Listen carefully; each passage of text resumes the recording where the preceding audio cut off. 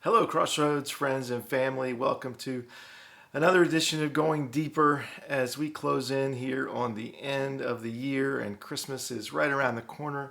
I hope that you are going to join us for one of our 10 or 12 if you count our online services this Christmas Eve. And I want to remind you that after the beginning of the year, we are changing the format just a little bit for our Going Deeper discipleship tools. And I hope you'll really enjoy the changes and more on that as we approach the end of the year. Well, you know that as we move towards Christmas, it's all about the glory of God. And today's passage is from John chapter 8.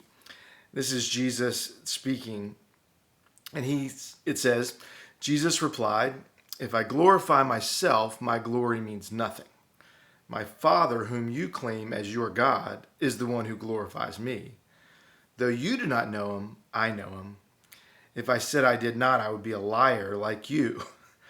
But I do know him and I obey his word. Your father Abraham rejoiced at the thought of seeing my day. He saw it and was glad." To which they replied, "You're not 50 years old," they said, "and you have seen Abraham?"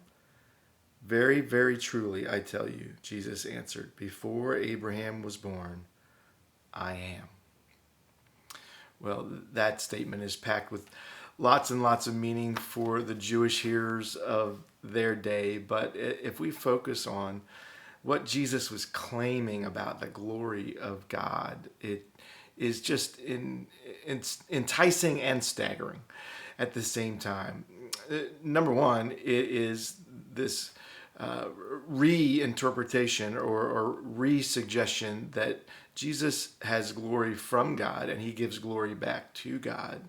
And so, as we talked about on Sunday, there was this glory circle that has existed forever and ever.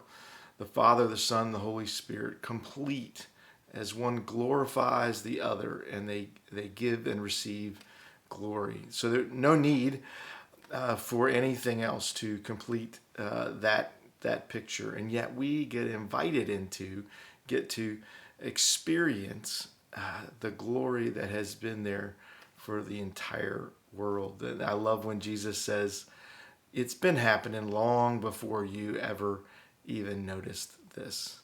But what was troubling to the Pharisees whom Jesus is speaking to here is that it didn't fit their model. It didn't fit their understanding of what God's glory, or quite frankly, God's Messiah would look like.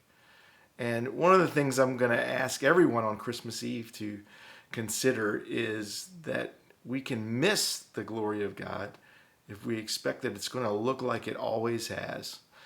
And so maybe this week the challenge is to look for God displaying his glory in brand new ways, in ways that maybe you aren't as prone to recognize.